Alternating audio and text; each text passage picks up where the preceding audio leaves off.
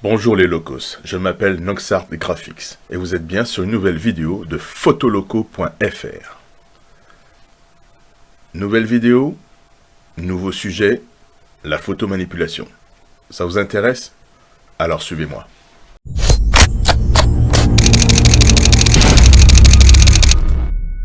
Qu'est-ce qu'on entend par photomanipulation? On a les exemples comme les images aussi qui défilent devant vos yeux. C'est-à-dire qu'on va prendre plusieurs images, plusieurs photos, et on va vraiment recréer un autre monde.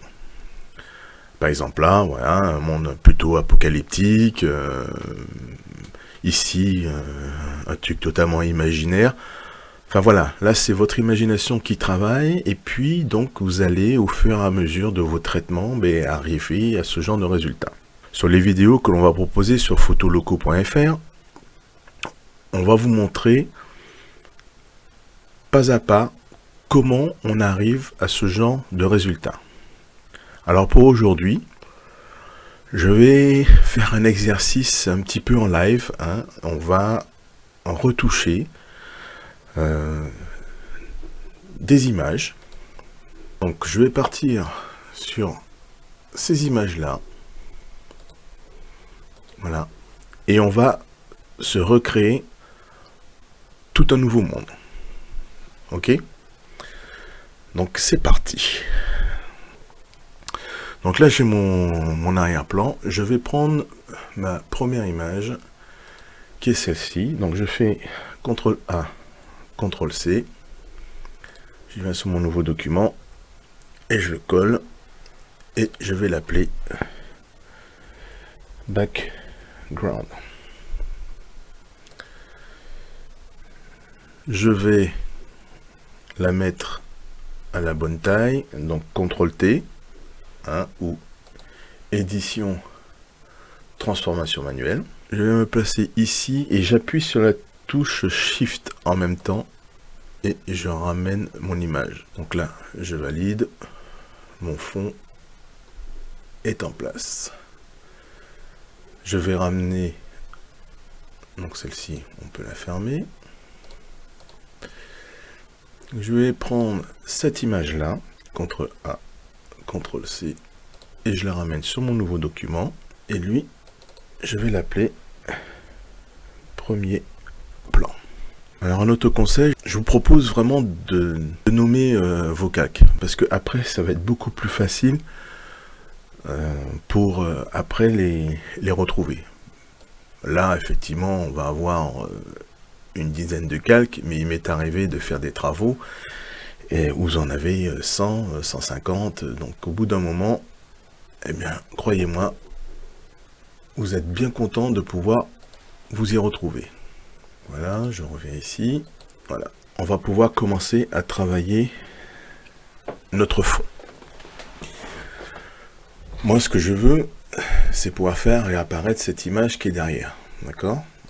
Donc, comment on s'y prend? Là, vous prenez votre premier plan, vous allez sur l'onglet couche, et vous choisissez la couche qui vous présente, d'accord, le contraste le plus intéressant. Donc là, généralement, c'est la couche bleue. Donc je vais le dupliquer ici, et ensuite je vais dans image, réglage, niveau. Ce que je vais faire, c'est que cette partie ici, là, sombre, je vais la rendre toute noire, et celle-ci toute blanche. Ça va me permettre après de détourer. Donc je vous montre.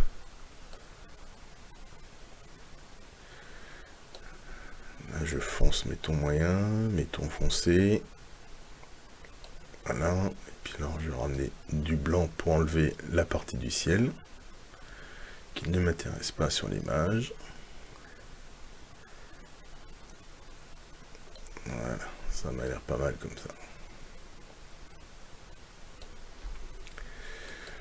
Ok, je vais prendre ma baguette magique, sélectionner mon blanc ici, et pour préciser un peu ma sélection, je vais faire sélectionner, modifier, et dilater. Et là, 2 pixels, c'est largement suffisant, donc je fais OK.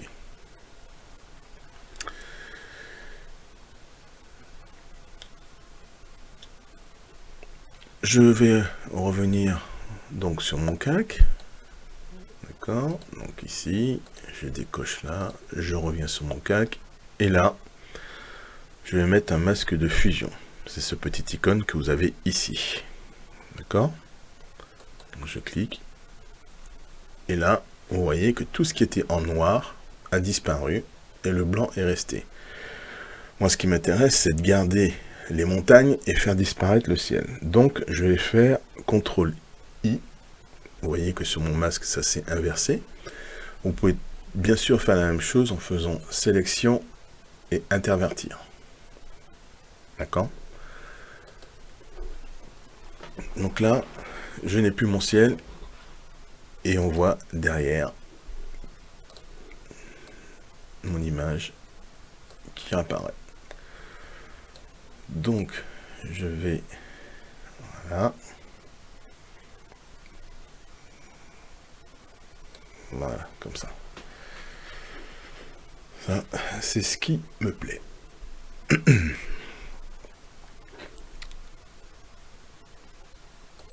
Là, maintenant, ce qu'il faut, c'est qu'il faut que ça corresponde. Parce que là, franchement, c'est du n'importe quoi. Donc là, pour cela, je vais utiliser les masques de réglage. Et je vais commencer par la teinte saturation. Pour pouvoir l'appliquer, juste à ce calque-là, j'appuie sur la touche Alt et entre les lignes, vous voyez, il y a la petite flèche comme ça, noire. Là, je clique et là, vous venez de créer un masque d'écrêtage. Ça veut dire que les modifications que vous allez faire ne vont impacter que cette image-là et pas celle du dessous. Donc, je vais déjà désaturer. Voilà. Je vais un petit peu baisser ma luminosité. Et au niveau de la teinte, je ne vais pas trop la modifier. Je vais rester comme ça. Je vais créer un second masque d'écrêtage pour essayer de retrouver un petit peu les mêmes valeurs ici. Et donc, de ce fait, je vais passer par une courbe de transfert de dégradé. Voilà, ici. Et là, cette courbe de transfert de dégradé va s'appliquer à l'ensemble de mes images. Je vais baisser son opacité à environ 70%. Peut-être un peu trop. 80. Là. Et je vais y mettre encore un troisième masque d'écrêtage. Et là, je vais faire un filtre photo. Et je vais réchauffer un petit peu. Donc je vais monter ma densité à environ 50. Et là, je vais prendre mon pinceau noir ici. Et je vais reprendre un petit peu. Ici, vous allez voir. Si par exemple, vous avez fait une erreur ici, par exemple, là, ah mince, il faut que je rattrape. Vous vous mettez sur le blanc. Alors, vous avez un raccourci qui est X, vous voyez, hop, voilà. Donc, vous faites passer le blanc en premier plan. Et là, vous revenez tranquillement. Et vous corrigez vos petites erreurs. Je vais créer un nouveau calque. Image, appliquer une image. Qu'est-ce que ça fait? En gros, il va reprendre tous mes calques du dessous. Et là, il va en créer cette nouvelle image. Alors, pourquoi je fais ça? Généralement, c'est parce que je travaille par étapes. C'est-à-dire que si jamais ça ne va pas, eh bien, je pourrais venir à cette étape-là. À ce niveau-là, je vais jouer sur ma vibrance, d'accord, histoire de refaire monter quelques couleurs. La saturation un petit peu, mais surtout pas trop. Et la balance des couleurs aussi. On va essayer d'harmoniser un petit peu tout ça. Là, j'ai à peu près le fond que je veux. Ici, j'en ai plus besoin. Et là, on va installer nos petits dinosaures. Et lui, je vais lui donner un petit air un petit peu plus grand, quoi. Hein. Maintenant, on va un petit peu mettre tout ça en forme. Parce que là, si vous remarquez ici, vous avez un buisson.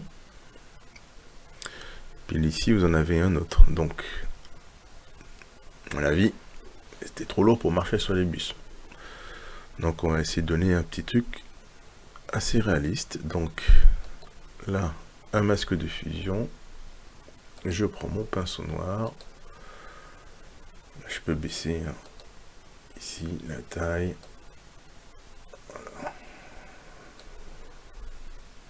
Voilà. Très très bien comme ça. Mon opacité, je peux la mettre à 100. Et là, je vais virer les pattes. Maintenant, on va mettre un petit peu, un tout petit peu d'ombre. Donc là, je crée un nouveau calque et je vais me placer en dessous, ici. Là, je prends mon pinceau noir aussi. Donc là, j'ai baissé mon opacité à environ 50%. Là, je peux prendre une plus grosse plume. 68. Et là, je vais créer une petite tache brune. Pareil ici, là. Voilà. Et je vais créer un flou gaussien. Donc flou, donc filtre, flou gaussien. 30 c'est pas mal. Voilà. Et je vais baisser légèrement l'opacité. Maintenant, qu'est-ce qu'on constate comme défaut? La première, si vous voyez, le soleil tape comme ça. Là, on est dans l'ombre parce qu'il y a cette grande falaise qui surplombe. Le soleil est rasant. Pas de question qu'il y ait autant de lumière sur mes dinosaures. Alors, ce que je vais faire, pour le premier ici, je vais créer un nouveau calque et je vais faire un masque d'écrêtage. Voilà. Et pareil, je vais prendre mon pinceau noir, alors là avec une toute petite opacité, pas trop, il vaut mieux avancer tout doucement. Et là, je vais venir passer ici sur mon dinosaure. L'avantage de faire un masque d'écrêtage comme ça, c'est que, vous voyez, si je vais dessiner ici, eh bien ça fait rien. Ça ne s'applique que à l'image. Bon, il y a pas mal de trucs que je laisse passer volontairement, mais c'est juste pour vous montrer un petit peu comment ça fonctionne. On s'arrêtera plus sur les détails sur les prochaines vidéos, plus poussées pour que vous appreniez à bien utiliser les différents outils de Photoshop, Lightroom, etc. Donc là, c'est pas mal. Et ici, les blancs sont un peu cramés. Et donc, on va essayer de se faire un petit côté cinéma. Donc, comme on l'a dit, je vais créer un nouveau calque. Et je vais dans Images. Édition, remplir avec couleur de premier plan. Le premier plan, c'est la couleur noire. Ok. Donc, je fais OK. Boum. Et je vais dans Filtre. Rendu. Halo. Je vais prendre celui-ci. Alors, lequel que je vais prendre? Non, je vais prendre celui-là. Il est pas mal. Ici. Et je vais pas trop monter ma luminosité. 120. Ça m'a l'air pas mal. Je vais faire OK. Voilà. On va faire comme ça. Et je vais passer mon calque en mode superposition. Ah, ça c'est pas mal du tout. C'est pas mal, c'est pas mal. On va légèrement baisser, hein, histoire que, voilà. Je pense que 75%, c'est nickel. Voilà, je vais mettre un masque de fusion. Pareil, je vais prendre un pinceau assez large, 450. Couleur noire et une opacité vraiment très faible, hein, à peine 10-12%. Et je vais bien faire le tour ici comme ça, histoire d'assombrir un peu la partie ici. Là on peut presque laisser. ça m'a l'air pas mal. Maintenant, ce qu'il y a, c'est que si vous regardez bien l'image, ici, vous voyez, on a un léger filet. En gros, si vous regardez, ça a été pris à travers... ça a été pris à travers une vitre, et vous voyez, on voit quelques reflets ici. Bon, on pourrait les corriger, mais bon, là, c'est juste un exercice pour vous montrer un petit peu comment je travaille. C'est que je vais prendre là les calques ici jusqu'ici et je vais les mettre dans un groupe. Voilà, un groupe que je vais appeler dinosaure. Donc voilà, notre groupe est créé. Je vais faire un clic droit sur ce groupe et je vais faire dupliquer le groupe. Dinosaure copie, on va mettre dinosaure vitesse, vous allez comprendre pourquoi. Donc j'ai créé mon deuxième groupe, à nouveau clic droit et fusionner le groupe. Là vous voyez ce qu'il a fait, c'est qu'il a créé une image à partir de mon groupe. En gros vous voyez, si j'enlève, voilà. Et là ce que je vais faire, c'est que je vais faire un filtre. D'accord, flou directionnel. Là, je prends une distance. Je peux même pousser encore un petit peu à 40. Ok. On va pas faire plus. Là, je fais OK. Et je vais baisser l'opacité. 50%, c'est pas mal. C'est pas mal. Je vais peut-être baisser encore un tout petit peu l'opacité. Voilà, on va le mettre à 35. 35, c'est pas mal. Voilà. Et alors, je vous propose la dernière petite chose. On va essayer de donner un petit effet cartoon. Donc, je crée un nouveau calque. Je vais dans Images, appliquer une image. Opacité 100%. Et là, je fais OK. Je vais à nouveau prendre mon calque et je vais le dupliquer. Et là, je vais dans Filtre, Esthétique, Peinture à l'huile. En netteté, je descends à fond. L'échelle, je défends à fond. La grosseur peut peut-être aller à 2, je pense que ça devrait être pas mal. Ouais, 2 c'est pas mal. On peut encore un petit peu, hop, 2. C'est nickel. Ma brillance, je vais la monter à 5. Et là, je fais OK. Et là, je vais baisser l'opacité ici. Là, voyons voir si je la passe en lumière tamisée. Voilà, écoutez, ça m'a l'air pas mal.